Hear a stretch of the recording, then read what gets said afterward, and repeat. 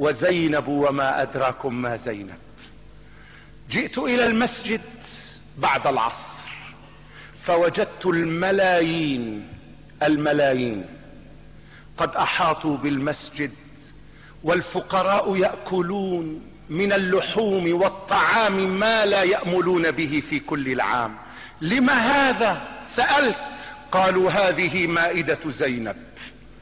بعد 1400 سنة لا زالت مائدتها ممدودة. وحاولت أن أصل إلى المسجد فصعب علي، فجاء الشيخ الحصري رحمه الله المقرئ فدخلنا سوية.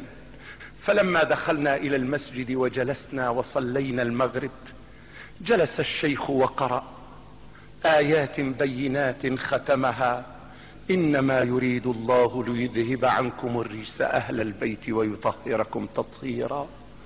وقام بعدها منشد اسمه السيد نقشبندي رحمه الله فمد يديه وقال: أنا ضيف زينب بنت محمد، وعلى الكريم كرامة الضيفان، ورأيت المسجد قد قام بكاء ونحيبا. قلت: ما هذه الدموع؟ أهي دموع الحب؟ أهي دموع الوفاء؟ أهي دموع العطاء؟ ما هذه الدموع؟ هي دموع حبك يا رسول الله، أنها تنزل كلما ذكر أبناؤك وأحفادك. ألم تقل لنا: قل لا أسألكم عليه أجرا إلا المودة في القربى، والمودة هي روح المحبة. فإليك يا سيدتي الزهراء، يا ريحانة وبضعة النبي عليه المصطفى عليه أفضل الصلاة والسلام، إليك حبنا وودادنا وشوقنا. وليهنك يا سيدتي، وليهنك حديث أبيك المصطفى حينما قال: ستقفين يوم القيامة يا فاطمة فينادي مناد في المحشر: غضوا أبصاركم يا أهل المحشر. فيقول الناس: لما؟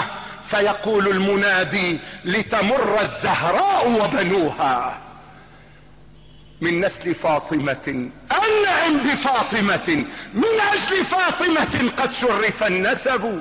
لذلك أوصيكم بآل البيت: ادرسوا حياتهم، تعلموا نهجهم، سيروا على هديهم، أحبوا من أحبهم، أبغضوا من أبغضهم، أيا كان هذا المبغض.